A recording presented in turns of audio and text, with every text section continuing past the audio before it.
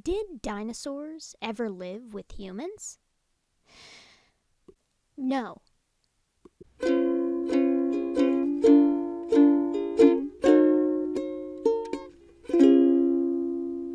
So there's this weird thing where creationists can't get enough of dinosaurs. Seriously, it's kind of weird.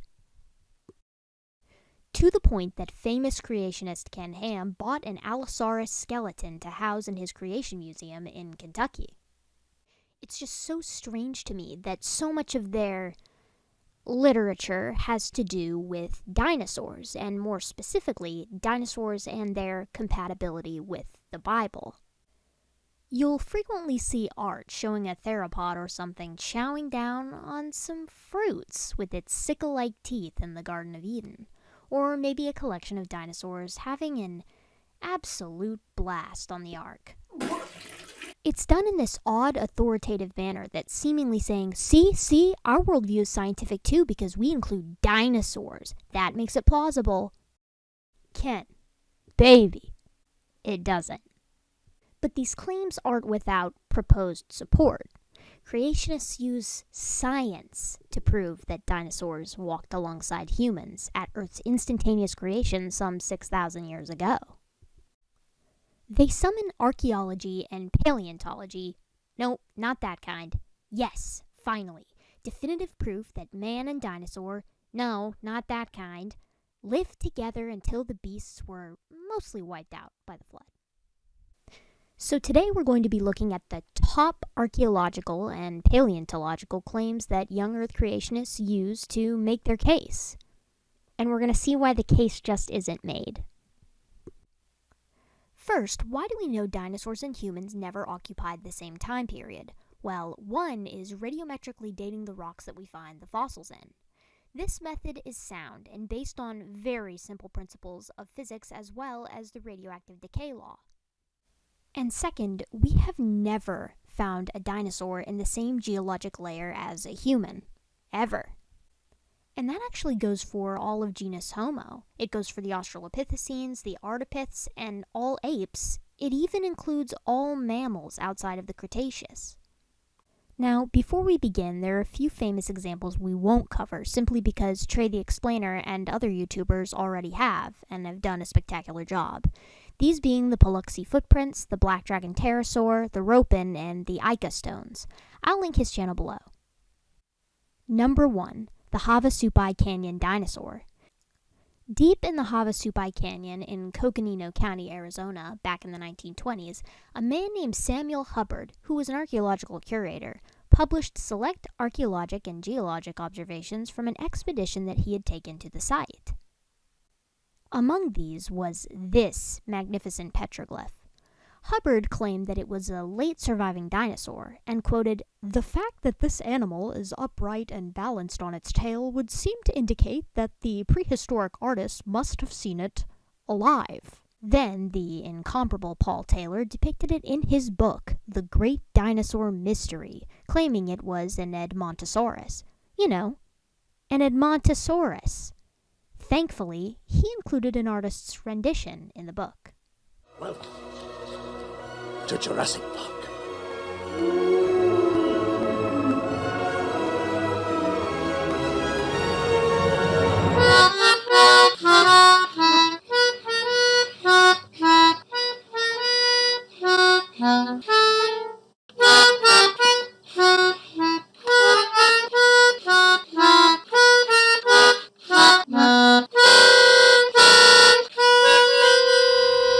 In all seriousness, it is more likely, by quite a bit, that this is a depiction of a regular old bird if the other petroglyphs nearby are anything to go off of.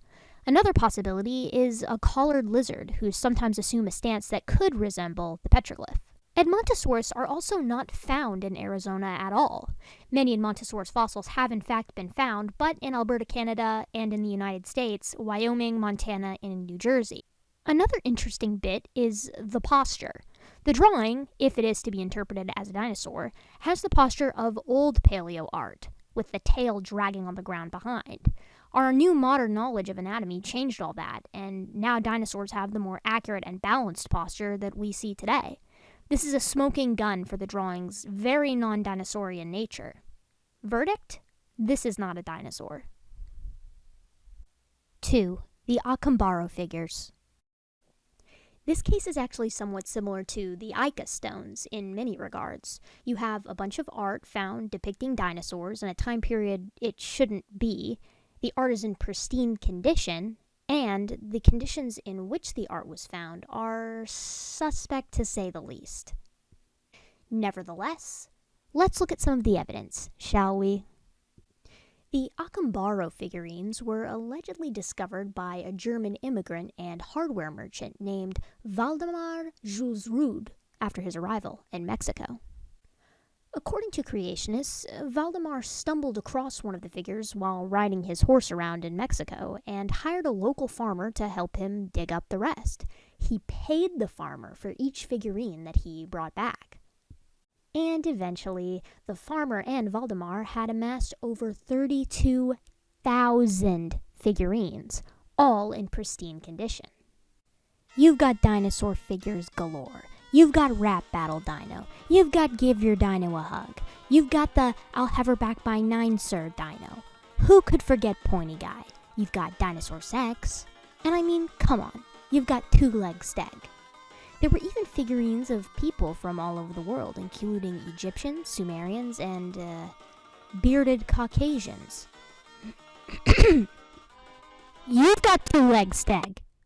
Archaeologist Charles C. DePeso was working for the Amarin Foundation, an anthropological organization dedicated to preserving Native American culture. DePeso checked the figurines for himself and determined that they were not, in fact, authentic and had instead been produced by local modern-day farmers, publishing his results in the Journal of American Antiquity. So, the critical consensus on whether or not the figures are legitimate seems to be, I don't think so. I don't think so.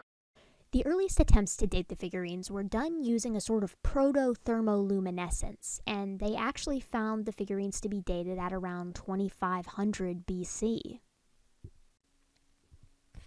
Well, guess we gotta pack it up. Unless the initial findings were suspect anyways and the dates weren't able to be repeated, and also the new dates using new methods stated that they were made in some time during the 1970s. Every attempt to replicate those initial dates has failed. In 1976, Gary W. Caraveau and Mark C. Hahn attempted to date 20 of the Akamaru figures using thermoluminescent dating. They found that the figures had been fired at temperatures between 450 degrees Celsius and 650 degrees Celsius, which contradicted the initial claims that these figures had been fired at temperatures too low for them to be accurately dated. All of the samples failed the plateau test as well, which indicated that the dates obtained for the Akamaru figures using standard high-temperature thermoluminescent dating techniques were in fact unreliable and lacked any chronological significance. Based on the degree of the signal regeneration found in the remeasured samples, they estimated that the figures tested had been fired at approximately 30 years prior to 1969. Oops. The verdict?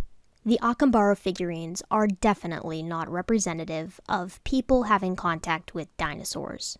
They are, however, an excellent example of business ingenuity. Number 3. The Ta Prom Stegosaur. Now, Trey the Explainer already covered this one, but I kind of wanted to weigh in because I've actually been to Ta Prom. 2 to the 1, from the 1 to the 3. I like good pussy and I like good trees. Smoke so much weed you wouldn't believe, and I get more ass than a toilet seat. 3 to the 1, from the 1 to the 3. I met a bad bitch last night in the D. Let me tell you how I made her leave. This one is actually fairly simple in explanation. The alleged plates are just a backdrop. We know this because they appear on all of the other nearby carvings of well-known animals as well, and when we remove the supposed plates in question, the animal loses any resemblance to a dinosaur, instead appearing as more of a livestock animal or perhaps a rhinoceros, which were known to inhabit the region.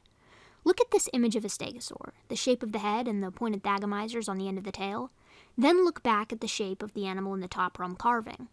Furthermore, to my knowledge, there has never been a stegosaur specimen found anywhere in Cambodia, let alone in Siem Reap. The verdict? The Ta Prom carving is not a stegosaur. Number 4. The Serpopard. So, to complete my anthropology minor, I actually took a course in Egyptology, and we did in fact cover these guys. They're known as serpopards, a fun combination of the word serpent and leopard, and they're a pretty common mythical creature in Egypt. Are they actually sauropods that the Egyptians saw? No, they're not. Serpopards are no more real animals than cyclops or griffins. They bear similarities to sauropods with the long neck, but the comparison really ends there. Serpopards have decidedly feline features, as they are a combination of a leopard, or sometimes a lion, and a snake. Their image can be found on ancient Egyptian artifacts such as the Narmer palette, and their lion forms are thought to represent royalty. They're quite cool mythical animals, but to equate them to a sauropod simply because of its neck would be akin to taking a cyclops' imagery and assuming that it represents an extinct hominid. It's baseless. The verdict? The serpopard is not a dinosaur. There are other examples of ancient, or fake ancient, art being used to try and support human and non-avian dinosaur cohabitation, but they tend to be similar to the serpopard case. Tons of depictions of mythical monsters, such as dragons, being proposed as evidence humans saw live dinosaurs, and that is a stretch to say the least.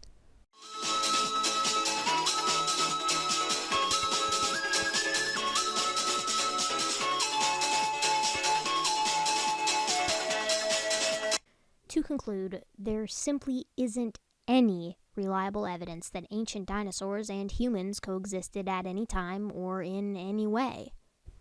Think of the hundreds of thousands of archaeologic finds depicting animal art, hundreds of examples of livestock or prey animals, and plenty of predators too. But not one reliable picture of a dinosaur, animals which, according to Young Earth Creationists, live side by side with humans. We have civilizations keeping record of different types of cow, but not a single spinosaur? So, no ancient dinosaurs. But creationists were right in one way. We do share the world with some dinosaurs. They hang out at bird feeders, roam the savannah, and chill out in the snow, and some are just as menacing as their ancestors. Ah!